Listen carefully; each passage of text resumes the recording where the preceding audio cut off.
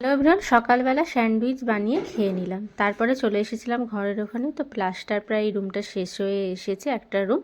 তো ওটাই কাজ করছিল মিস্ত্রিরা।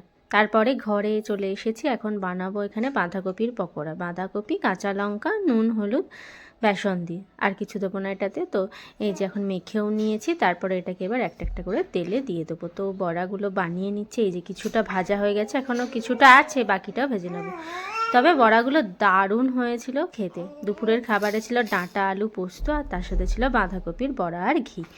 তারপরে এখন আমি বসে গেছি ক্লাস করতে। অনলাইনে ক্লাস হচ্ছিল। সঞ্জনা ঘুম থেকে উঠে গেছিলো, তাই ওকে কোলে নিয়েই আমি এখানে ক্লাসটাও করে নিচ্ছিলাম। তারপর ও ওখানে একটুখানি খেলা করছিল। তো এই টুকি টুকি করতে শিখেছে বলে এখন এটাকে নিজেই ঢাকা নেবে আর খুলবে, টুকি টুকি করবে।